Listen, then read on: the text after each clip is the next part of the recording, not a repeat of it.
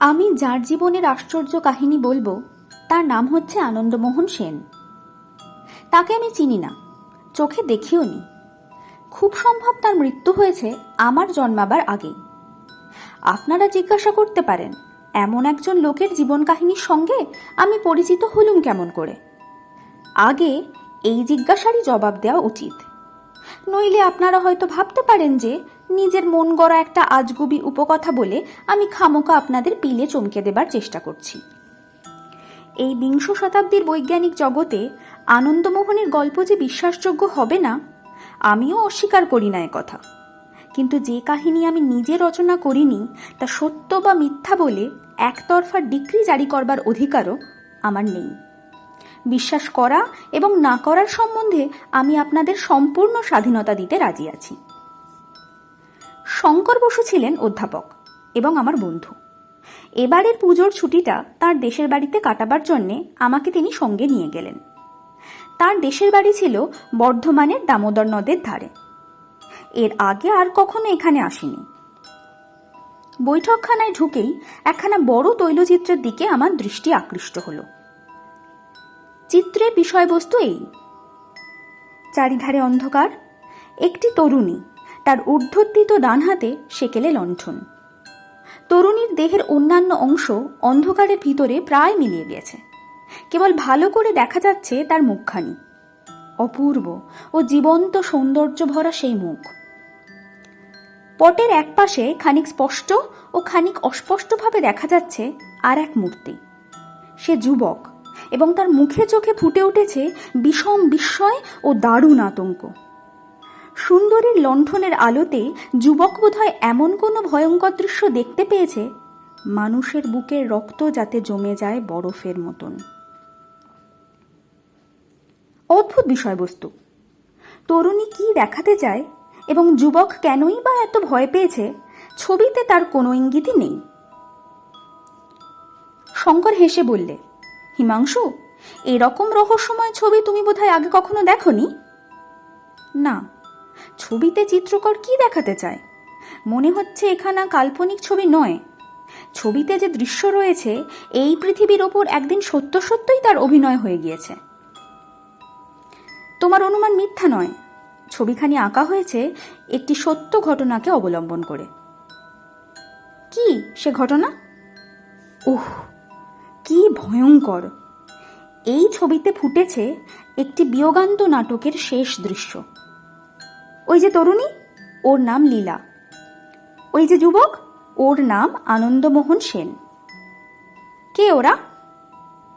লীলার বাবার নাম চন্দ্রমোহন চৌধুরী, সেকালকার একজন সুবিখ্যাত মূর্তি চিত্রকর। আনন্দমোহন ছিল তাঁরই কৃতি ছাত্র। এই ছবিখানা দেখলেই তার কলা নৈপুণ্যের পরিচয় পাবে, কারণ এখানা তারই আঁকা। এরা কেউই আজ বেঁচে নেই। এখন গল্পটি কি শুনি। আমার বাবা আনন্দমোহনের নিজের মুখ থেকে গল্পটি শুনে আমাকে বলেছিলেন অনেক দিন আগে। বাবাকে আনন্দমোহন খুব ভালোবাসত, তাই মারা যাবার সময় ছবিখানা তাকে উপহার দিয়ে গিয়েছিল। কিন্তু গল্পটি কি? একটু ধৈর্য ধরো। এমন রোদে ধোয়া সকালে এরকম গল্প অস্বাভাবিক বলে মনে হবে। অলৌকিক জমে নিরালা রাতের ছায়ায়। ও, গল্পটি খালি ভয়ানক নয়, অলৌকিকও। শুনলেই বুঝবে। সেদিনের সন্ধ্যাটা ছিল বাস্তবিকই গল্প শোনার পক্ষে রীতিমতো উপযোগী। সন্ধ্যার আগেই ঝমঝম করে বৃষ্টি নেমেছে। ঝোড়ো হাওয়ায় উদ্দাম দীর্ঘশ্বাসে গাছে গাছে থেকে থেকে ফুটছে বেদনার ভাষা। মেঘে মেঘে আকাশ ঢাকা এবং পৃথিবী ঢাকা অন্ধকারের ঘেরাটোপে। মাঝে মাঝে অন্ধকারকে ধাক্কা মেরে মেঘের পর্দা ছিঁড়ে আকাশ থেকে পৃথিবীতে স্যাঁত করে নেমে আসছে বিদ্যুতের তীব্র শিখা, এবং ক্ষণিকের জন্য দেখা যাচ্ছে বিপুল দামোদরের উচ্ছ্বসিত তরঙ্গভঙ্গ। লম্বা চওড়া বারান্দা, একটা সেকেলে গোল মার্বেল টেবিলের ওপরে টিমটিম করে জ্বলছে হারিকেন ল্যাম্প। তার আলো বারান্দার অন্ধকারকে উদ্ভাসিত করে তুলেছিল মাত্র। স্পষ্ট করে কিছু দেখা যায় না, এবং অস্পষ্টতার মধ্যে পাওয়া যাচ্ছে বেশ একটা রহস্যের সম্ভাবনা। বাইরের দিকে মুখ করে এবং দেওয়ালের দিকে পিঠ রেখে দুখানা পুরাতন ইজি চেয়ারের ওপরে চুপ করে বসে আছে শঙ্কর এবং হিমাংশু। কোথাও নেই মানুষের কাজের বা কণ্ঠের সারা শব্দ। তারা উপভোগ করছিল এই বৃষ্টিধারা ধৌত নির্জনতা। বোধ করি বৃষ্টি ও ঝড়কে ফাঁকি দেবার জন্যেই হঠাৎ একটা বাদুড় ভেতরে এসে বারান্দার ছাদ ঘেঁষে দুই ডানা দিয়ে ঝটপট শব্দ তুলে উড়ে বেড়াতে লাগলো। হিমাংশু বললে, লেখকরা অলৌকিক গল্প বলার সময় প্রায় বাদুড়ের উল্লেখ করেন। তোমারও গল্পে বাদুড় আছে নাকি? না। তাহলে সেই ভ্রম সংশোধনের জন্যে বাদুড় নিজেই এসে হাজির হয়েছে। রসিক বাদুড়কে ধন্যবাদ। নাও, এখন গল্প শুরু করো। আজ থেকে অন্তত 70 বছর আগেকার কথা। সে সময়ে ফটোগ্রাফ তোলবার কৌশল আবিষ্কৃত হয়েছে বটে, তবে বাংলাদেশে তার প্রভাব একরকম ছিল না বললেও চলে। কিন্তু মানুষের অহংজ্ঞান অল্প নয়। মৃত্যুর আগে সে ইহলোকে নিজের স্থায়ী চিহ্ন কিছু কিছু রেখে যেতে চায়, এবং ধনীদের ভিতরেই এই স্বভাবের প্রকাশ পাওয়া যায় বেশি। বাংলাদেশের প্রাচীন ধনী পরিবারের বসতবাড়ির ভেতরে গেলেই দেখা যাবে দেওয়ালের চারিদিকে টাঙানো রয়েছে বড় বড় তৈলচিত্রের পর তৈলচিত্র। অধিকাংশই হচ্ছে পূর্বপুরুষদের ছবি। আজকের ধনী এবং নির্ধনরাও সাধারণত ফটোগ্রাফের সাহায্যে নিজেদের নশ্বর চেহারাটা পৃথিবীতে বাঁচিয়ে রেখে যাবার চেষ্টা করে, কিন্তু সেকালে ছিল কেবল তৈলচিত্রের চলন। ধনীরা নিজেদের নশ্বর দেহগুলোকে অবিনশ্বর করবার জন্যে বড় বড় চিত্রকরকে আহ্বান করতেন।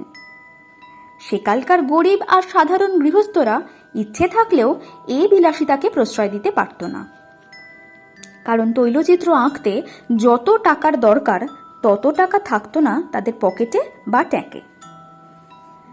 চন্দ্রবাবু সেকালকার একজন নামজাদা মূর্তি চিত্রকর ছিলেন।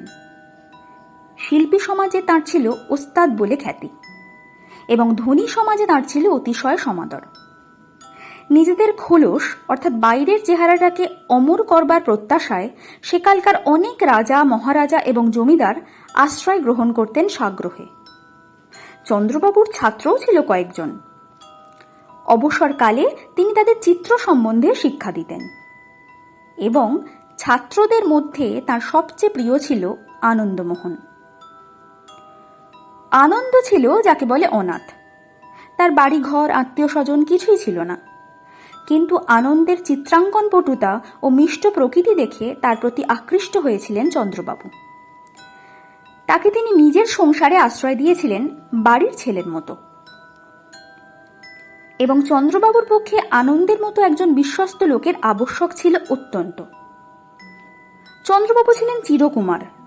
নিজের আর্ট নিয়ে সর্বদাই এমন মত্ত হয়ে থাকতেন যে প্রৌঢ় বয়স পর্যন্ত তার স্মরণপথে উদিত হয়নি যে মনুষ্য সমাজে বিবাহ বলেও কোনো কিছু অনুষ্ঠানের অস্তিত্ব আছে।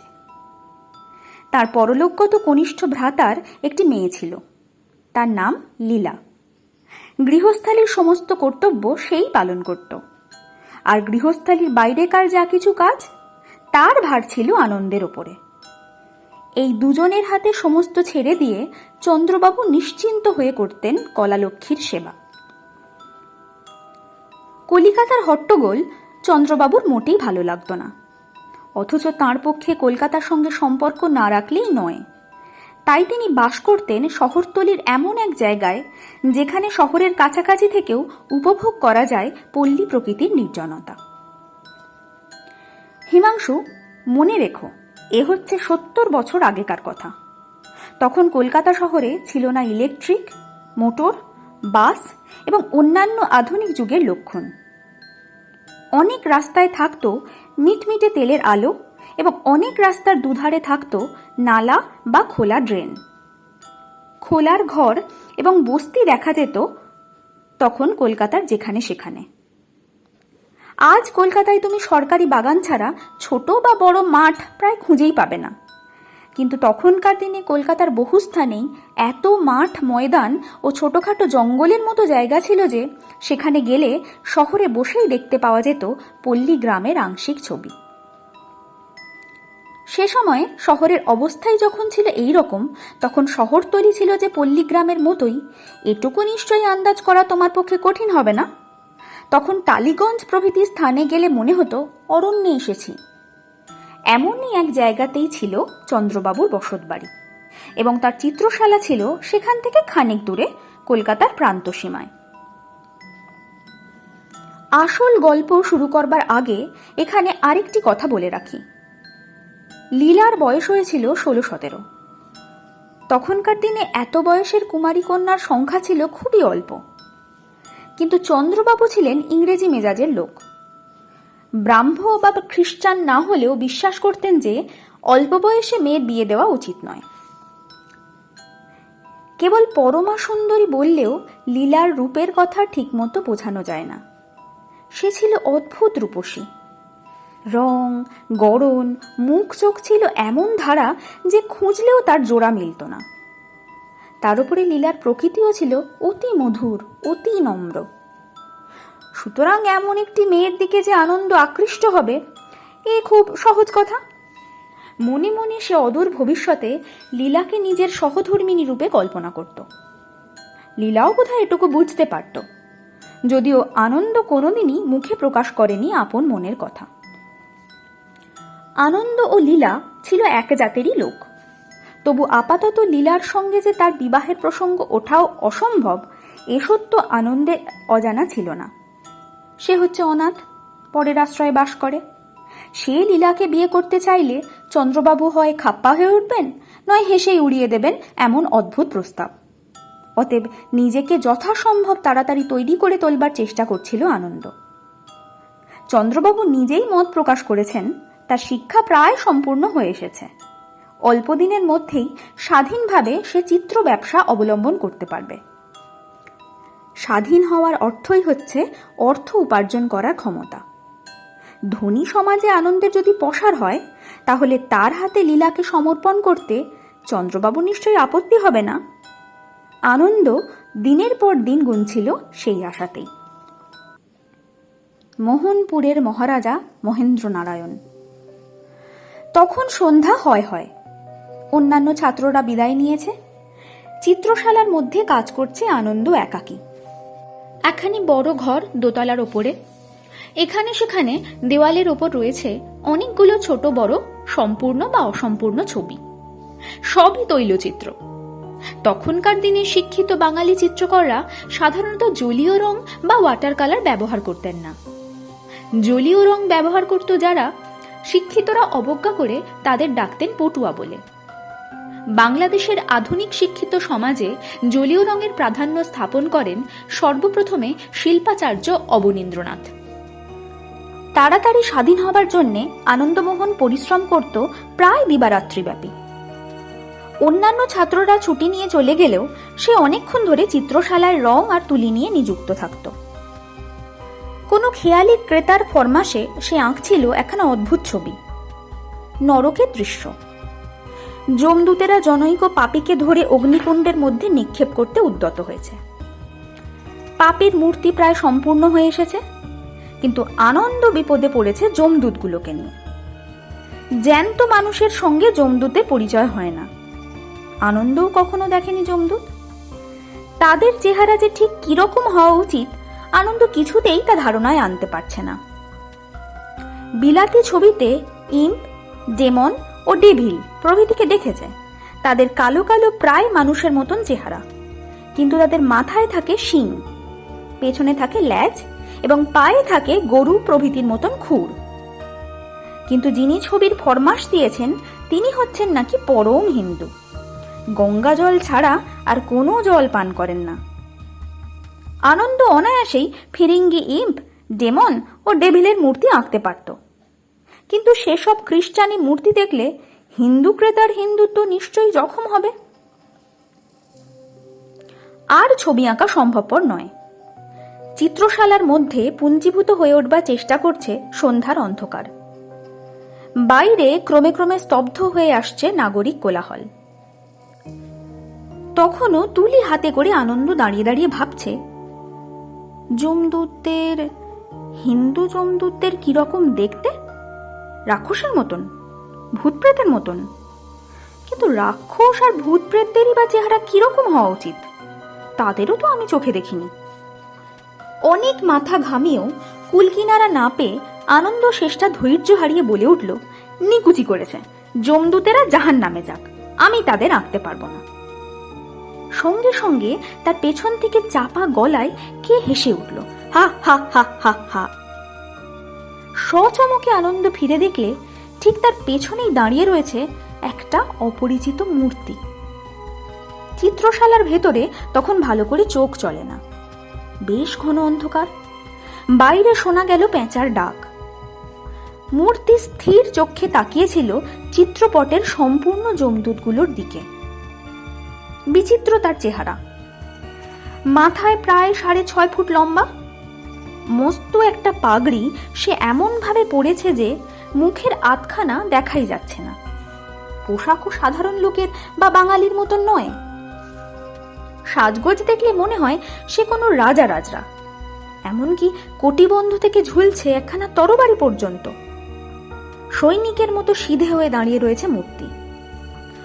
অন্ধকারে তাকে খানিক দেখা যাচ্ছিল, খানিক দেখা যাচ্ছিল না, কিন্তু অন্ধকারের মধ্যেও ঝকমক করে উঠছিল তার স্বর্ণখচিত ও নানা রত্নে অলঙ্কৃত বহুমূল্য পোশাকটা। এমন মূর্তি এখানে দেখবার আশা আনন্দ করেনি। সে রীতিমতো হতভম্ব হয়ে গেল। মূর্তি গম্ভীর স্বরে বলল, ছোকরা, পৃথিবীতে যখন বেঁচে আছো যমদূতদের নিয়ে মাথা ঘামাচ্ছ কেন? তার চেহারা দেখলে ও গলার আওয়াজ শুনলে বুক ধড়ফড় করে ওঠে ভয়ে, কিন্তু একটা জবাব না দিলেও চলে না। আনন্দ কোনো রকমে বললে, আগে খরিদ্দারের ফরমাস। মূর্তি একখানা হাত রাখলে আনন্দের কাঁধের উপরে। আনন্দের মনে হলো তার সর্বাঙ্গের উপর দিয়ে বয়ে গেল যেন একটা তরঙ্গিত তুষার বাড়ির হিল্লোল। সে পিছিয়ে দাঁড়ালো সভয়ে। মূর্তি বললে, খরিদ্দারের ফরমাসেও আর কোনোদিন যমদূতদের ডাকবার চেষ্টা করো না। আনন্দ ভয়ে ভয়ে বললে, চন্দ্রবাবুর কাছে আপনার কোনো দরকার আছে? অনুগ্রহ করে ওই আসনে বসুন। চন্দ্রমোহন চৌধুরী কোথায়? আগে তিনি কাজে বেরিয়ে গেছেন, ফিরতে রাত হবে। চন্দ্রমোহন চৌধুরীকে বলো আমি মোহনপুরের মহারাজা মহেন্দ্র নারায়ণ। আসছে কাল সন্ধ্যায় ঠিক 8টার সময় আমি আবার তার সঙ্গে দেখা করতে আসব। সে যেন এখানে হাজির থাকে। মূর্তি হঠাৎ ফিরে দাঁড়ালো, তারপর সোজা বেরিয়ে গেল নিঃশব্দ পদসঞ্চারে। ঘরের আবহ এতক্ষণ যেন তুষার শীতল হয়েছিল। মূর্তি অদৃশ্য হওয়ার সঙ্গে সঙ্গেই আবার ঘরের মধ্যে জেগে উঠল গ্রীষ্মের উত্তাপ। আনন্দের কেমন কৌতূহল হলো। চিত্রশালা থেকে বেরিয়ে মূর্তি কোন দিকে যায় দেখার জন্য। ওই জানলাটার তলাতেই আছে চিত্রশালা থেকে বেরিয়ে যাবার একমাত্র দরজা। সে তাড়াতাড়ি জানলার কাছে দাঁড়ালো। সে প্রায় 10 মিনিট কাল জানলার ধার দাঁড়িয়ে রইল, কিন্তু সদর দরজা দিয়ে কারুকেই বাইরে বেরিয়ে যেতে দেখলে না। তবে কি লোকটা এখনো বাড়ির ভেতরেই আছে? এই সম্ভাবনা মনে জাগতেই আনন্দের সমস্ত দেহ হয়ে উঠল রোমাঞ্চিত। কি এক অজানা ভয়ে সে তাড়াতাড়ি ওপরের ঘর থেকে বেরিয়ে একতলায় নেমে গেল, কিন্তু কোথাও কারুকেই দেখতে পেলে না। তখন এই আশ্চর্য ব্যাপার নিয়ে আর মাথা না ঘামিয়ে সে চিত্রশালার দরজা বন্ধ করে হাঁপ ছেড়ে বাঁচল। সেই রাত্রেই আনন্দ আগন্তুকের কথা চন্দ্রবাবুকে জানালে। চন্দ্রবাবু একটু বিস্মিত হয়ে বললেন, মোহনপুরের মহারাজা মহেন্দ্র নারায়ণ? কখনো তার নাম পর্যন্ত শুনিনি। কি চান তিনি? নিশ্চয়ই আমার হাতে তার রাজ্যভার সমর্পণ করতে আসবেন না। বোধহয় তার একখানা ছবি আঁকাতে চান। বেশ, কাল যথাসময়ে মহারাজা বাহাদুরকে সসম্মানে অভ্যর্থনা করবার জন্য চিত্রশালায় উপস্থিত থাকব। পরদিনের সন্ধ্যা। চিত্রশালার মধ্যে একমাত্র আনন্দ ছাড়া আর কোনো ছাত্র নেই। চন্দ্রবাবু ঘরের ভিতরে পায়চারি করছিলেন। হঠাৎ দাঁড়িয়ে পড়ে বললেন, 8টা তো বাজে। আনন্দ কই? এখনো তো কারুর টিকি দেখতে পাচ্ছি না। আগে তিনি ঠিক 8টার সময় আসবেন বলেছেন। কি নাম বলেছিলে? মোহনপুরের মহারাজ মহেন্দ্র নারায়ণ। আগে হ্যাঁ। দেখতে কি রকম? দেখলেই মনে হয় সম্ভ্রান্ত ব্যক্তি। বয়স কত বলা শক্ত স্যার, তবে এইটুকু বলতে পারি বয়সে তিনি যুবক নন। ঘড়ির দিকে তাকিয়ে চন্দ্রবাবু বললেন, 8টা বাজতে আর 1 মিনিট বাকি, এখনো মহারাজা বাহাদুরের দেখা নেই। আনন্দ, আমি কিন্তু 8টা বাজলেই চলে যাব, আমার অনেক কাজ। মহারাজা বাহাদুর যদি তারপরেও আসেন, তুমি তার সঙ্গে কথাবার্তা কয়ো। জীবনে রাজা মহারাজা দেখেছি প্রায় 2 ডজন। কোনো মহারাজার জন্যেই আমি এখানে ধর্ণা দিয়ে বসে থাকতে রাজি নই। মহারাজাদের চেয়ে আমি মহাশয়দের বেশি পছন্দ করি। ঘড়িতে ঢং ঢং করে 8টা বাজল। একতলা থেকে দোতলায় উঠবার কাঠের সিঁড়ির ওপরে শোনা গেল না কারুর পায়ের শব্দ, কিন্তু ঘরের দরজার সামনে দেখা গেল মোহনপুরের মহারাজা মহেন্দ্র নারায়ণের মূর্তি। মহেন্দ্র নারায়ণের মূর্তির ভিতর দিয়ে প্রকাশ পাচ্ছিল এমন একটা আশ্চর্য ব্যক্তিত্বের ভাব যে চন্দ্রবাবু তাড়াতাড়ি মাথা হেঁট করে তাকে প্রণাম না করে পারলেন না। মহেন্দ্র নারায়ণ ঘরের ভিতরে এসে দাঁড়ালেন। চন্দ্রবাবু তাড়াতাড়ি একখানা চেয়ার টেনে এগিয়ে দিয়ে বলেন, আগে বসতে আজ্ঞা হোক। মহেন্দ্র নারায়ণ সেদিকে ভ্রুক্ষেপও করলেন না, দাঁড়িয়ে রইলেন। চন্দ্রবাবু বললেন, আপনিই কি মোহনপুরের মহারাজা বাহাদুর? হ্যাঁ। শুনলুম আমার সঙ্গে মহারাজা বাহাদুরের কোনো দরকার আছে? এ প্রশ্নের জবাব না দিয়ে মহেন্দ্র নারায়ণ হাত তুলে আনন্দকে দেখিয়ে বললেন, তোমার ও লোকটি কি বিশ্বস্ত? আগে হ্যাঁ, অত্যন্ত। পরিচ্ছদের ভেতর থেকে একটি ছোট বাক্স বের করে মহেন্দ্র নারায়ণ বললেন, এই বাক্সটা নিয়ে ওকে কাছাকাছি কোনো জহুরির কাছে যেতে বলো। ও যাচাই করে আসুক এই বাক্সের ভেতরে যা আছে তার দাম কত। বাক্সটি নিয়ে আনন্দ বেরিয়ে গেল। জহুরির বাড়ি যেতে তার বেশিক্ষণ লাগলো না।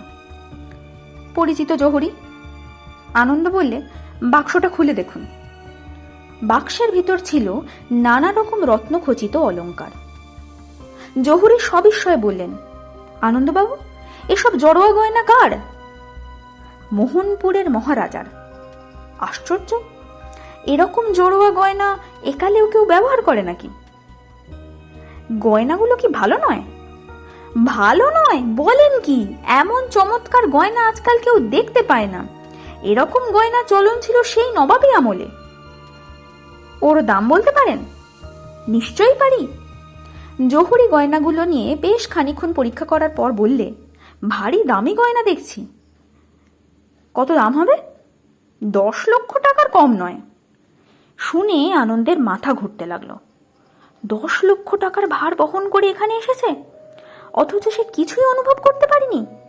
10 লক্ষ টাকা এত হালকা? ওদিকে আনন্দ ঘর থেকে বেরিয়ে আসবার পরেই মহেন্দ্র নারায়ণ গম্ভীর স্বরে বললেন, শোনো চন্দ্রমোহন, এখানে আজ আমার মিনিট কয়েক বেশি থাকবার উপায় নেই।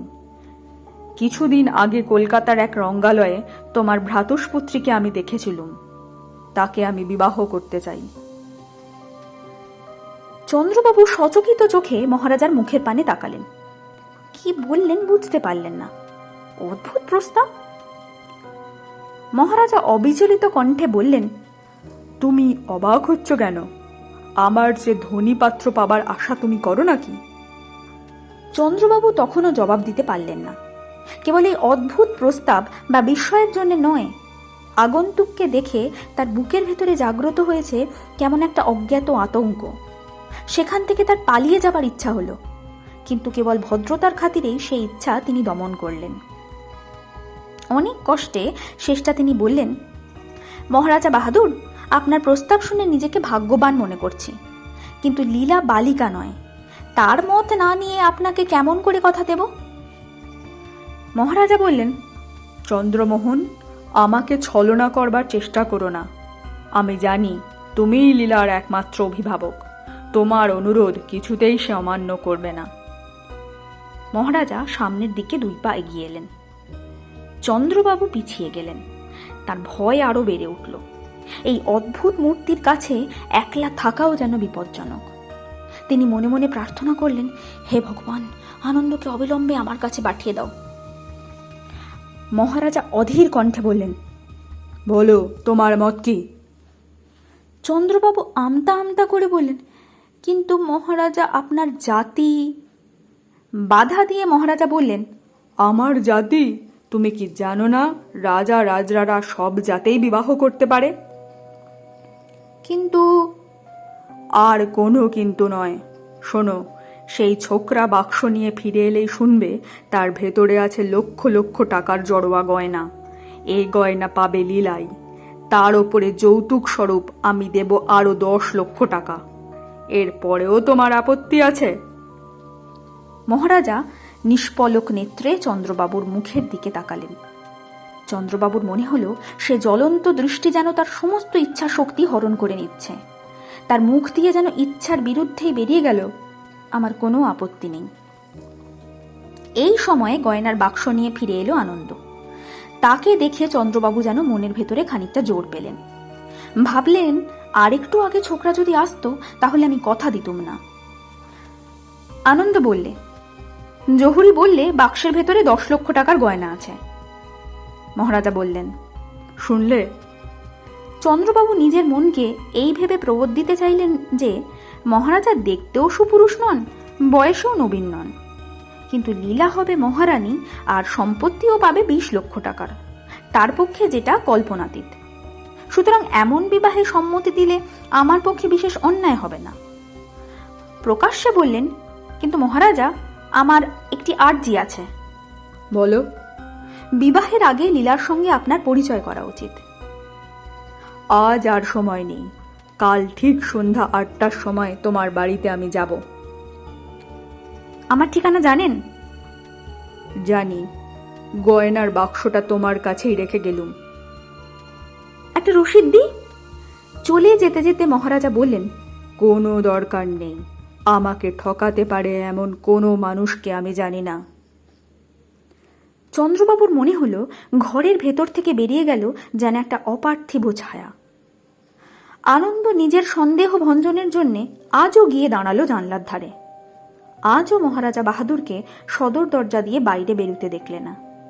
ব্যাপারটা বড়ই আশ্চর্য, বড়ই অদ্ভুত, বড়ই ভয়াবহ। কিন্তু মুখে সে কিছুই প্রকাশ করলেন না। আর এসব কথা নিয়ে আলোচনা করবার মতো মনের অবস্থাও ছিল না তার। সে বুঝলে তার সুখের মেঘে আগুন লাগতে আর দেরি নেই। যাকে কেন্দ্র করে তার ভবিষ্যতের সমস্ত আশা আকাঙ্ক্ষা বিকশিত হয়ে উঠছিল, এইবারে সেই দেবীকে বিসর্জন দিতে হবে অশ্রু জলে। তবু সে স্বার্থপর হতে চায় না। লীলা যদি সুখী হয়, হোক সে মোহনপুরের মহারানী।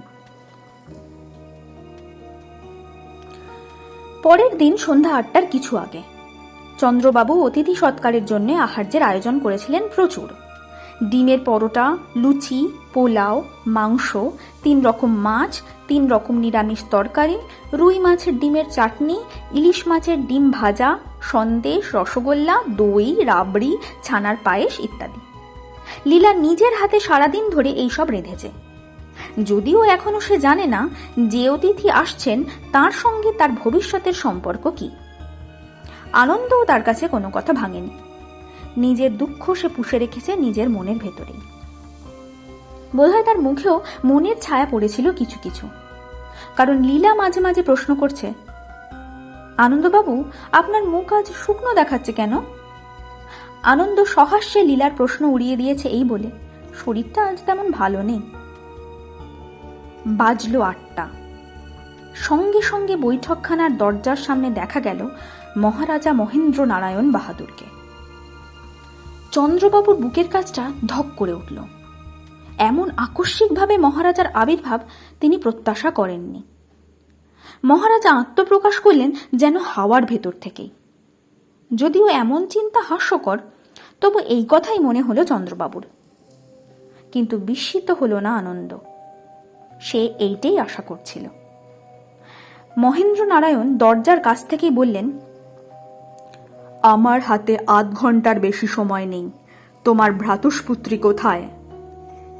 চন্দ্রবাবু বললেন, দোতলায়। তবে দোতলায় চলো। মনে রেখো, কাঁটায় কাঁটায় 8:30টার সময় আমাকে এখান থেকে যেতে হবে। ভালো করে মহেন্দ্র নারায়ণের দিকে তাকিয়ে চন্দ্রবাবু কেমন শিউরে উঠলেন। আনন্দেরও 2 চক্ষু হলো বিস্ফারিত। মহেন্দ্র নারায়ণ আজ এসেছেন পদস্থ সৈনিকের বেশে, তার সমস্ত মুখখানা স্পষ্টভাবে দেখা যাচ্ছে। আর সে কি মুখ! মুখের রং একেবারে হলদে, তার মুখে রক্তের চিহ্ন মাত্র নেই। চোখের তারার ওপর ও নিচের দিকেও দেখা যাচ্ছে সাদা অংশ। সে যেন কোন উন্মাদগ্রস্তের চোখ। মাথায় লম্বা লম্বা রুক্ষ কটা চুলগুলো এসে পড়েছে কাঁধের ওপরে, যেন তৈলের সঙ্গে তাদের সম্পর্ক ঘুচে গেছে বহুকাল। ওষ্ঠাধর কালো কুচকুচে, তাদের ঠেলে বাইরে বেরিয়ে পড়েছে দুপাশে দুটো সাপদের মতো হিংস্র হলদে রঙের লম্বা দাঁত। হঠাৎ দেখলে মনে হয় এ যেন অনেক দিন আগেকার গলায় দড়ি দিয়ে মরা মানুষের মুখ। কোন দুষ্ট প্রেতাত্মা দেহের ভেতরে আশ্রয় নিয়ে মুখখানাকে জ্যান্ত করে রেখেছে কতকটা। মনের ভাব প্রাণপণে গোপন করে চন্দ্রবাবু বললেন, বেশ, আসুন মহারাজা বাহাদুর, আমরা দোতলাতে যাই। সশব্দে ভারী ভারী পা ফেলে মহেন্দ্র নারায়ণ সিঁড়ি দিয়ে ওপরে উঠতে লাগলেন, ঠিক যন্ত্রচালিত কোনো মূর্তির মতন, কিংবা যেন কোনো পুতুলবাজির পুতুলকে চালনা করছে অদৃশ্য রজ্জুর সাহায্যে। ওপরের ঘরে বসেছিল লীলা। মহেন্দ্র নারায়ণকে দেখেই সে চমকে আড়ষ্ট হয়ে রইল কাঠের মতন। চন্দ্রবাবু বললেন, লীলা, ইনি হচ্ছেন মোহনপুরের মহারাজা বাহাদুর। লীলা নিজেকে সামলে নিয়ে তাড়াতাড়ি দাঁড়িয়ে উঠে 2 হাত জোর করে প্রণাম করলে। মহেন্দ্র নারায়ণ প্রায় আধ মিনিট ধরে লীলার দিকে তাকিয়ে স্তব্ধ হয়ে দাঁড়িয়ে রইলেন। তারপর হঠাৎ ফিরে পাশের ঘরের দিকে তাকিয়ে বললেন, চন্দ্রমোহন, একবার ওই ঘরে আমার সঙ্গে এসো। চন্দ্রবাবু বললেন, যাচ্ছি মহারাজা বাহাদুর। আপনার যখন সময় নেই তখন তাড়াতাড়ি খাওয়ার ব্যবস্থাটা করে যাই। মহেন্দ্র নারায়ণ অত্যন্ত বিস্মিত স্বরে বললেন, খাবার? চন্দ্রবাবু বললেন, মহারাজা বাহাদুর, আপনাকে খাওয়াবার শক্তি আমার কোথায়? সামান্য আয়োজন। সামান্য বা অসামান্য কোনো খাদ্যই আমি গ্রহণ করতে পারবো না। সে কি, লীলা এত কষ্ট করে রেঁধেছে। বাজে সময় নষ্ট করো না, পাশের ঘরে চলো। অগত্যার বাক্য ব্যয় না করে মহেন্দ্র নারায়ণকে নিয়ে চন্দ্রবাবু পাশের ঘরে গিয়ে ঢুকলেন। বললেন, এখন কি আদেশ বলুন। এই নাও 10 লক্ষ টাকার নোট। লীলাকে আমি সঙ্গে নিয়ে মোহনপুরে ফিরে যেতে চাই। বিবাহ না করেই? আমাদের বংশের নিয়ম, পাত্র রাজধানীতে নিয়ে গিয়ে পাত্রীকে বিবাহ করবে। মহারাজার রাজ্যের কথা জানি না, কিন্তু এদেশে অনিয়ম অচল। মহেন্দ্র নারায়ণ সিধে হয়ে দাঁড়ালেন। মাথায় তিনি যেন উঁচু হয়ে উঠলেন আরো 1 ফুট। দীপ্ত চক্ষে চন্দ্রবাবুর দিকে তাকিয়ে গম্ভীর স্বরকে আরো গম্ভীরতর করে বললেন, চন্দ্রমোহন, আমাকে তোমাদের দেশের নিয়ম মেনে চলতে হবে নাকি? লীলাকে আমার হাতে সমর্পণ করবে বলে তুমি কথা দিয়েছ, নিজের কথা রাখতে তুমি বাধ্য। কাল আমার সঙ্গে মোহনপুরে যেতে হবে, বুঝলে? বুঝলে? বুঝলে? সেই দীপ্ত দৃষ্টির মধ্যে ছিল কোন জাদু। আবার চন্দ্রবাবুর মনে হলো তার সমস্ত ইচ্ছাশক্তি যেন বিলুপ্ত হয়ে গেল। সামনের মূর্তি যেন প্রভু, তিনি যেন গোলাম। মাথা নত করে বললেন, যে আজ্ঞে তাই হবে। কাল সকাল 10টার সময় সিপাহীদের সঙ্গে ডুলি আসবে। লীলা যেন প্রস্তুত হয়ে থাকে। তার সঙ্গে আর কেউ যেতে পারবে না, এই আমার আদেশ। তুমি কথা দিয়েছ, এ আদেশ অমান্য করে নিজের বিপদকে ডেকে এনো না। মহেন্দ্র নারায়ণ হঠাৎ ঘর ছেড়ে বাইরে এবং তারপর বেরিয়ে গেলেন বাড়ির ভেতর থেকে। চন্দ্রবাবু আচ্ছন্নের মতো দাঁড়িয়ে রইলেন। লীলা ও আনন্দ সেই ঘরের মধ্যে এসে ঢুকল। লীলা সভয়ে বললে, উহ, মহারাজের কি ভয়ঙ্কর চেহারা। চন্দ্রবাবু যেন স্বপ্নাবিষ্টের মতো বললেন, ভয়ঙ্কর চেহারা? লীলা শিউরে উঠে বলল, মা গো, তুমি কি লক্ষ্য করে দেখনি? মহারাজা যতক্ষণ এখানে ছিলেন একবারও তার চোখের পাতা পড়েনি, ঠিক যেন মরা মানুষের চোখ। আনন্দ বললে, আমি আরো একটা ব্যাপার লক্ষ্য করেছি।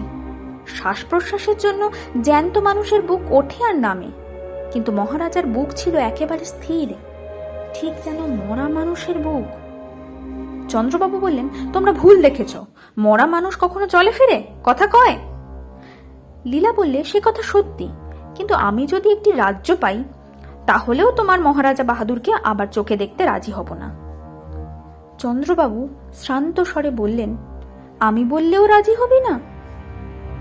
লীলা আদর করে দুই হাতে তার গলা জড়িয়ে ধরে বললে, তুমি বললে সব পারি। পারিস তো? হ্যাঁ জ্যাঠামশাই। তাহলে শুনে রাখ, ওই মহারাজা বাহাদুরের সঙ্গে তোর বিয়ে হবে, আমি কথা দিয়েছি। লীলা দারুণ বিস্ময়ে চমকে উঠল। চন্দ্রবাবু আবার বললেন, কাল সকালে 10টার সময় তোকে মোহনপুরে নিয়ে যাবার জন্যে মহারাজের লোকজন আসবে, সঙ্গে আমরা কেউ থাকবো না, তোর বিয়ে হবে মোহনপুরেই। তার মনে হলো কেউ যেন জোর করে তাকে বাধ্য করলে এই কথাগুলো উচ্চারণ করতে।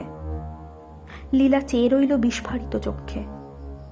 চন্দ্রবাবু আবার বললেন, মহারাজা বাহাদুর তোর জন্য 20 লক্ষ টাকার সম্পত্তি আমার হাতে দিয়ে গিয়েছেন। লীলা কিছু বললে না, কেবল মাথা করলেন অত। লীলা মোহনপুরে চলে গিয়েছে। তার অভাবে সমস্ত বাড়িখানা ঠেকছে ফাঁকা ফাঁকা। চন্দ্রবাবুর আর কিছু ভালো লাগে না, নিজেকে তার অপরাধী বলে মনে হয়। একজন অজানা, কেবল অজানা নয়, প্রাচীন বয়সী এবং ভয়াবহ রূপে কুৎসিত বিদেশির হাতে টাকার লোভে এমন করে লীলাকে সমর্পণ করা তার পক্ষে উচিত হয়নি কিছুতেই। না জানি তিনি লীলার চোখে হীন হয়ে পড়েছেন কতখানি। কিন্তু লীলা তো কিছুই জানে না, তার কোনো উপায় ছিল না। মহেন্দ্র নারায়ণ নিশ্চয়ই মায়াবী। সে যখনই এসেছে তখনই কি মন্ত্র গুণে তাকে বশ করে ফেলেছে। তার সামনে তিনি হারিয়ে ফেলতেন নিজের সমস্ত নিজস্ব। তার হাতে লীলাকে তিনি তুলে দিয়েছেন নিজের সম্পূর্ণ অজ্ঞাতসারে। লীলার সঙ্গে দেখা হলে এই সত্যটাই তাকে বুঝিয়ে দিতে হবে। আনন্দ যেন মনমোরা হয়ে আছে সে কথা বলাই বাহুল্য। চন্দ্রবাবুর বাড়িতেও সে খুব অল্পক্ষণই থাকে। চিত্রশালায় গিয়ে দিনের অধিকাংশ সময় সে কাজকর্মের মধ্যে ডুবে থেকে ভোলবার চেষ্টা করে লীলার অভাব। 3 দিনের কাজ সে শেষ করে ফেলে একদিনে। প্রায় 1 মাস কেটে গেল, লীলার কোনো খবর নেই। একদিন আনন্দকে ডেকে চন্দ্রবাবু বললেন, ব্যাপার বড় ভালো বুঝছি না। কি ব্যাপার? যাবার সময় লীলা বলে গিয়েছিল নিয়মিতভাবে চিঠিপত্র লিখবে, কিন্তু 1 মাসেও তার একখানা চিঠিও এলো না। এর কারণ কি? হয়তো তার অসুখ করেছে। আমারও সেই ভাবনা হচ্ছে। এখন কি করা উচিত বলো দেখি। মোহনপুরে নিজে একবার যান না। মহারাজা যদি অসন্তুষ্ট হন? কেন? আমি গরিব তুচ্ছ পটো, সকলের সামনে আমাকে শ্বশুর বলে মানতে যদি তার মানে বাঁধে, তবু আপনার যাওয়া উচিত। এ কথা ঠিক, লীলার প্রতিও তো আমার কর্তব্য আছে। বেশ আনন্দ, কালকেই আমি মোহনপুরে যাত্রা করব। কলকাতা থেকে মোহনপুর হচ্ছে প্রায় 200 মাইল। মোহনপুর হচ্ছে একটা ছোটখাটো শহর। প্রধান রাজপথটি মাঝারি আকারের। সোজা চলে গিয়ে শেষ হয়েছে রাজবাড়ি ফটকের সামনে। ফটকের মুখে বন্দুক খাড়ে করে পাহারা দিচ্ছে সুসজ্জিত সিপাহী। প্রকাণ্ড প্রাসাদ, মাঝখানে মস্ত গম্বুজ। চন্দ্রবাবু সিপাহীর কাছে গিয়ে জিজ্ঞাসা করলেন, মহারাজা বাহাদুরের সঙ্গে দেখা হবে? ম্যানেজার বাবুকে জিজ্ঞাসা করুন। তিনি কোথায়? ওই যে এই দিকেই আসছেন। একটি প্রৌঢ় ভদ্রলোক রাজবাড়ির ভেতর থেকে বেরিয়ে আসছিলেন। চন্দ্রবাবু তাকে নমস্কার করলেন। ম্যানেজার বললেন, মহাশয়ের কি চাই? একবার মহারাজা বাহাদুরের দর্শন প্রার্থনা করি। আপনি কোথা থেকে আসছেন? কলিকাতা থেকে। আপনি মহারাজা বাহাদুরকে চেনেন? কিছু কিছু চিনি। কি সূত্রে তার সঙ্গে আপনার পরিচয়? চন্দ্রবাবু ভেবেছিলেন মহারাজার সঙ্গে তার আসল সম্পর্কের কথা বাইরের কারুর কাছে ভাঙবেন না, কিন্তু এখন তাকে বাধ্য হয়ে বলতে হলো, মহারাজ বাহাদুরের সঙ্গে আমার ভ্রাতুষ্পুত্রীর বিবাহ হয়েছে। ম্যানেজার চমকিত চোখে চন্দ্রবাবুর মুখের পানে তাকালেন, বললে, অসম্ভব। চন্দ্রবাবু আহত কণ্ঠে বললেন, কেন অসম্ভব কেন? আমার চেহারা হোমরা চোমরা নয় বলে আমার ভ্রাতুষ্পুত্রীও কি মহারাজের অযোগ্য? না মশাই, তা নয়, আমি সেজন্য অসম্ভব বলছি না। তবে আমাদের মহারাজা এখনো বিবাহ করেননি। এইবারে চন্দ্রবাবুর বিস্মিত হবার পালা। খানিক্ষণ স্তব্ধ থেকে বললেন, এত বয়সেও তার বিবাহ হয়নি? আমাকে কি এই কথা বিশ্বাস করতে হবে? মশাই কি বলছেন? আমাদের মহারাজা নরেন্দ্র নারায়ণ এই সবে 23-এ পা দিয়েছেন। চকিত স্বরে চন্দ্রবাবু বললেন, আপনাদের মহারাজা নরেন্দ্র নারায়ণ? হ্যাঁ, আমাদের মহারাজার ওই নাম। তবে কি তিনি কলিকাতায় গিয়ে নাম হারিয়েছিলেন? কলকাতায় কতদিন আগে তার সঙ্গে আপনার দেখা হয়েছিল? এই মাসখানেক আগে। ম্যানেজার এইবারে হেসে বললেন, মশাই কোন জুয়াচোরের পাল্লায় পড়েছেন? আমাদের মহারাজা সবে গেল সপ্তাহে বিলাত থেকে ফিরেছেন। বিলাতে তিনি 8 মাস ছিলেন। চন্দ্রবাবুর মাথায় যেন বাজ ভেঙে পড়ল। তবে কি তিনি লীলাকে সমর্পণ করেছেন কোনো প্রতারকের কবলে? তবু তিনি একটা নতুন সম্ভাবনার ইঙ্গিত পেয়ে জিজ্ঞাসা করলেন, এখানে মহারাজা মহেন্দ্র নারায়ণ বলে কেউ আছেন? একালে নেই, সেকালে ছিলেন। মানে? মহারাজা মহেন্দ্র নারায়ণ ছিলেন বর্তমান মহারাজার পিতামহ। 60 বছর আগে তাঁর মৃত্যু হয়েছে। চন্দ্রবাবু সেইখানে দাঁড়িয়ে রইলেন মন্ত্রাচ্ছন্ন স্তম্ভিতের মতন। তারপর তার মাথার ভিতর দিয়ে খেলে গেল আর এক ভয়াবহ সম্ভাবনার বিদ্যুৎ। তাড়াতাড়ি তিনি বললেন, মহেন্দ্র নারায়ণের কোনো প্রতিকৃতি আছে? ম্যানেজার হেসে বললেন, আপনি সন্দেহভঞ্জন করতে চান? বেশ, আসুন। রাজবাড়ি বৈঠকখানায় মহারাজার পূর্বপুরুষদের অয়েল পেন্টিং আছে। প্রকাণ্ড বৈঠকখানা রাজকীয় ঐশ্বর্যে পরিপূর্ণ। দেওয়ালে দেওয়ালে বড় বড় নতুন ও পুরাতন মূর্তিচিত্র। একদিকে অঙ্গুলি নির্দেশ করে ম্যানেজার বললেন, ওই দেখুন মহারাজা মহেন্দ্র নারায়ণকে। শুনেছি তার মৃত্যুর 3 দিন আগে ছবিখানা আঁকা হয়। তিনি হঠাৎ মারা যান জলে ডুবে। তার দেহ খুঁজে পাওয়া যায়নি। কিন্তু এই সব কথা চন্দ্রবাবুর কর্ণে প্রবেশ করছিল না। প্রায় বাহ্য জ্ঞানহীন হয়ে তিনি চিত্রাঙ্কিত মহেন্দ্র নারায়ণের মুখের দিকে তাকিয়েছিলেন নিষ্পলক নেত্রে। এই তো লীলার স্বামী মহেন্দ্র নারায়ণ। তবে তিনি দেখেছেন এক অপার্থিব মৃত মুখ, আর এ মুখ হচ্ছে জীবন্ত মানুষের। আকাশ পাতাল তফাৎ, কিন্তু মুখ এক। চন্দ্রবাবুর মনে হলো ছবির মহেন্দ্র নারায়ণ যেন তার দিকে তাকিয়ে ক্রূর উপহাসের হাসি হাসলেন। ম্যানেজার তার গায়ে হাত দিয়ে বললেন, মশাই সাড়া দেন না কেন? এখন আপনার সন্দেহ মিটল তো? সুপ্তস্থিতের মতন চন্দ্রবাবু বললেন, কি বলছেন? হ্যাঁ, 1 মাস আগে এই মূর্তিই আমার বাড়িতে গিয়েছিল। পাগলের মতো প্রলাপ বকবেন না। চন্দ্রবাবু হঠাৎ হা হা হা করে হেসে উঠে বললেন, পাগল এখনো হইনি, এইবারে হব। বলতে বলতে তিনি অবশ হয়ে বসে পড়লেন গৃহতলে। রাত 9টার সময়ে চন্দ্রবাবু শেষ আহার করতেন। সেদিনও আনন্দের সঙ্গে তিনি আহারে বসেছিলেন। গত করল তিনি মোহনপুর থেকে কলিকাতায় ফিরেছেন। তার মুখ থেকে সব শুনেছে আনন্দ। দুজনেরই মনের অবস্থা ভালো নয়। কথা নেই কারুর মুখেই। হঠাৎ সজোরে বেজে উঠল সদর দরজার কড়াজোড়া। তারপর হলো দরজা খোলার শব্দ। চন্দ্রবাবু বিরক্ত কণ্ঠে বললেন, বেয়ারা কেন দরজা খুলে দিলে? এত রাত্রে কি আবার এলো জ্বালাতে? সিঁড়ির ওপর লঘু পদের দ্রুত শব্দ শোনা গেল। তারপরই ছুটে ঘরের ভেতর এসে ঢুকল লীলা। কিন্তু কি মূর্তি, কি বেশ! এলোমেলো এলানো চুল, যেন তেল জলের সঙ্গে বহুকালের সম্পর্ক নেই। অসম্ভব আতঙ্কে চোখ দুটো যেন বাইরে বেরিয়ে আসতে চাইছে। গাল দুটো গেছে ভেতরে বসে এবং থরথর করে কাঁপছে সারা গা। ধুলো কাদা মাখা পরনের কাপড়ে পাট নেই, জায়গায় জায়গায় ছেঁড়া, এবং সেখানে হচ্ছে সেই কাপড় যা পরে সে গিয়েছিল মোহনপুরে। মাটির উপরে ধপাস করে বসে পড়ে লীলা চেঁচিয়ে উঠল, জল জল, নইলে এক্ষুনি বুক ফেটে যাবে। আনন্দ তাড়াতাড়ি জল এনে দিল। সে একসঙ্গে ঢকঢক করে 3 গেলাস জল খেয়ে ফেললে, যেন তার নির্জল মরুযাত্রী তৃষা। আবার সে চেঁচিয়ে উঠল, খাবার খাবার, নইলে আমি এক্ষুনি মরে যাব। চন্দ্রবাবু নিজের খাবারের পাত্রগুলো তখনই তার দিকে ঠেলে দিলেন। সে 2 হাতে গোগ্রাসে খাবারগুলো মুখে তুলে খেয়ে ফেললে, কিন্তু মিটল না তার দারুণ ক্ষুধা। নিজেই হুমড়ি খেয়ে আনন্দেরও খাবারের পাত্রগুলো টেনে নিয়ে আবার 2 হাতে খেতে আরম্ভ করলে, যেন তার দুর্ভিক্ষের ক্ষুধা। চন্দ্রবাবু নির্বাক বিস্ময়ে লীলার প্রকৃতি বিরুদ্ধ এই অস্বাভাবিক আচরণ লক্ষ্য করতে লাগলেন। আনন্দ পানাহার শেষ করেই সে ভীত স্বরে বলে উঠল, সব কথা পরে হবে। যদি আমাকে বাঁচাতে চাও, শিগগির একজন ভালো রোজা ডেকে আনো। একটুও দেরি করো না, একটুও না। আনন্দ রোজা ডাকতে ছুটল। সেই পাড়াতেই এক বিখ্যাত রোজার বাড়ি ছিল। মিনতি ভরা কণ্ঠে লীলা বললে, জ্যাঠামশাই, তোমার দুটি পায়ে পড়ি, এ ঘরে আমাকে একলা ফেলে যেও না। যাব না মা, যাব না, আমি তোর কাছেই থাকবো। হ্যাঁ, আমার কাছেই থাকো, একলা হলেই আবার আমি মরব। তোর কথার মানে বুঝতে পারছি না। আগেই বলেছি, এ ঘরের মাঝের এক দরজা দিয়ে পাশের ঘরে যাওয়া যায় এবং দেখাও যায় তার ভেতরটা। সেই দিকে তাকেই আটকে উঠল লীলা। অতি আর্তস্বরে আবার চিৎকার করে উঠল, ওগো, সে এসেছে, সে এসেছে। চন্দ্রবাবু সবিস্ময়ে বললেন, কে এসেছে রে?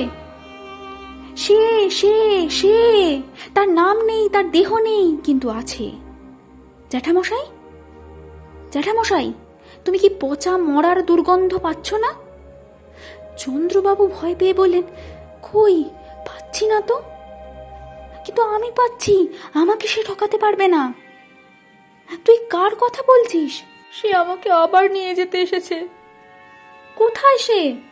আঙুল দিয়ে পাশের ঘর দেখিয়ে কাঁদন ভরা গলায় লীলা বললে, ওইখানে, ওই যে দাঁড়িয়ে আছে, আমি ওকে স্পষ্ট দেখতে পাচ্ছি।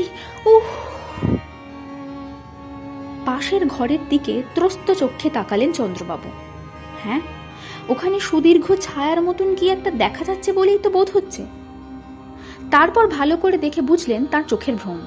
ওপর থেকে সমুজ্জ্বল আলোর আধার ঝুলছে। ছায়া বা কায়া কোনো কিছুই নেই ওখানে, খালি ঘর। বললেন, তুই ভুল দেখছিস লীলা, ও ঘরে কেউ নেই। দুই বাহু দিয়ে চন্দ্রবাবুকে জড়িয়ে ধরে লীলা আকুল স্বরে বললে, আছে আছে আছে, আমি ওকে স্পষ্ট দেখতে পাচ্ছি, ও আমাকে আবার নিয়ে যাবে। তুমি যদি একবার ছেড়ে যাও, ও আবার আমাকে নিয়ে যাবে। এমন সময় রোজাকে সঙ্গে করে আনন্দ পাশের ঘরে এসে দাঁড়ালো। রোজা ভেতরে এসেই বললে, আমি এই ঘরে কোনো দুষ্ট আত্মাকে অনুভব করছি। হ্যাঁ, কোনো সন্দেহ নেই, দুষ্ট আত্মা, পিশাচ, পিশাচ। রাজা নলের দেহে যেমন শনি ঢুকেছিল, সেও তেমনি কোনো মানুষের মৃতদেহের মধ্যে ঢুকে পৃথিবীর ওপর অত্যাচার করে বেড়ায়। ভীষণ পিশাচ। আমাকে আগে এই ঘরে বসেই কাজ আরম্ভ করতে হবে।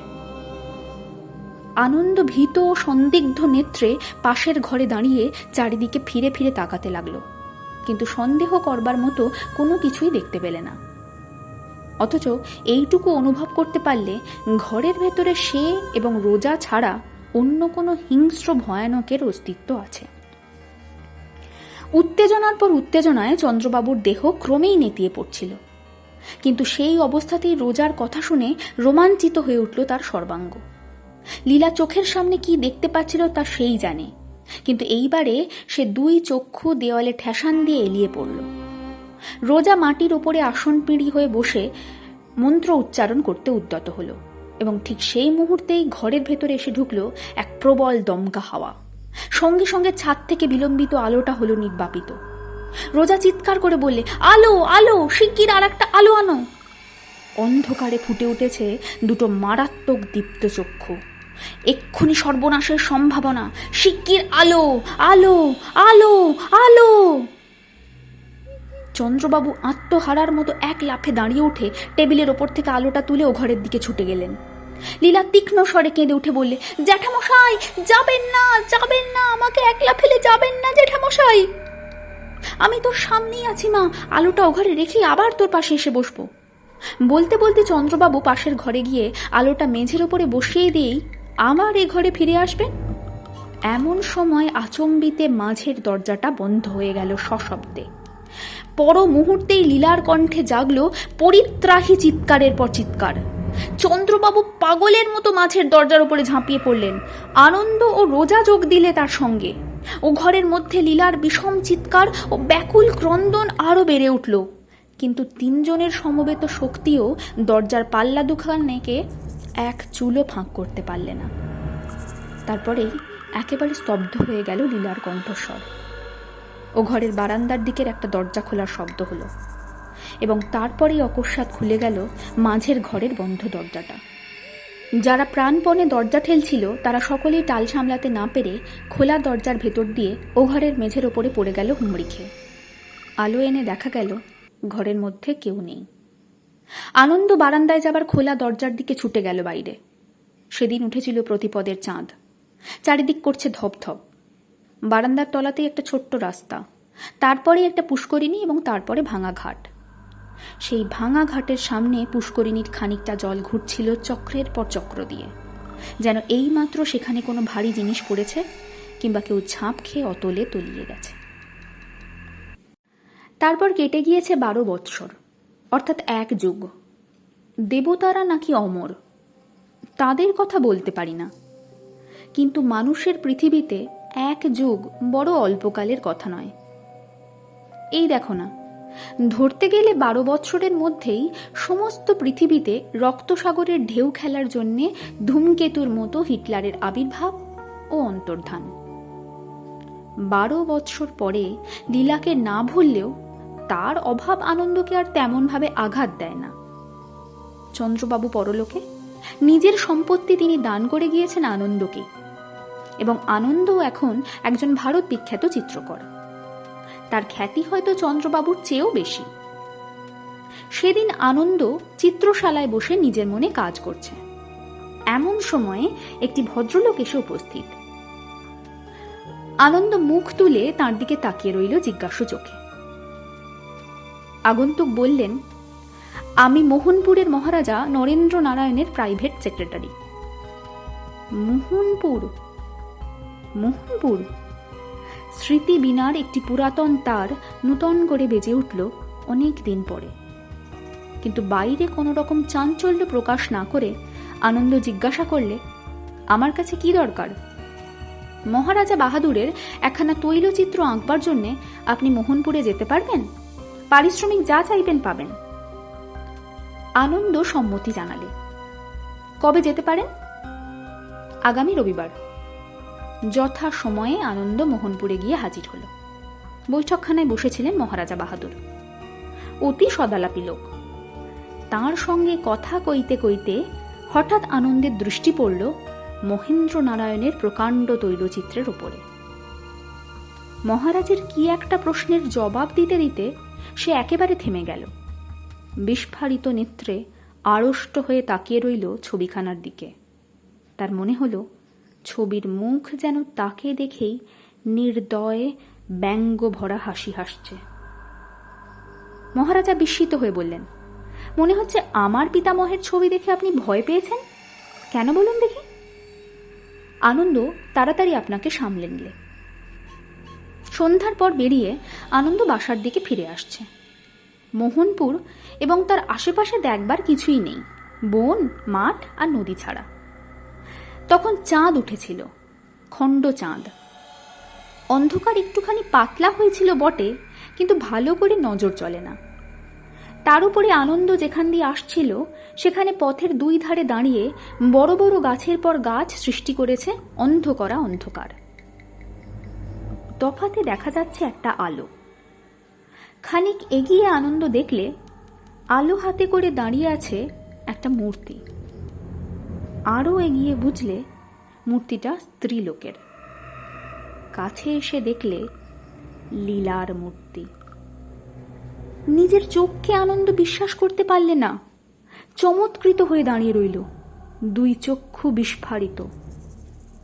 লীলা নীরবে হাসলে, অতি মৃদু করুণ সে হাসি। আনন্দ বললে, লীলা।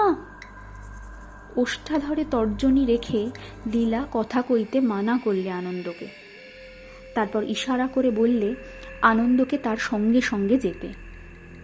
তারপর সে অগ্রসর হলো। লীলার পেছনে পেছনে যেতে যেতে তার হাতের লণ্ঠনের আলোতে আনন্দ এটাও লক্ষ্য করলে আজও সে পড়ে আছে সেই কাপড়খানায় যা পরে যাত্রা করেছিল মোহনপুরের দিকে। বন এত নিস্তব্ধ যে একটা ঝিঁঝি পোকাও ডাকছে না, গাছের একটা পাতার শব্দও হচ্ছে না। মরে গিয়েছে পৃথিবী। এটা যেন ইহলোক নয়, পরলোক। বন শেষ, নদীর ধার, কিন্তু জল কলরোল শোনা যায় না। মরা চাঁদের আলো, বাতাসের দম বন্ধ। একখানা পুরানো বাড়ির খানিকটা ভেঙে পড়েছে, খানিকটা দাঁড়িয়ে আছে। লীলা তার ভেতরে গিয়ে ঢুকল। একখানা মস্ত ঘর, তারই মধ্যে গিয়ে দাঁড়ালো লীলা এবং আনন্দ। ঘরের মাঝখানে রয়েছে প্রকাণ্ড পালঙ্ক, চারিধার তার মশারি দিয়ে ঘেরা।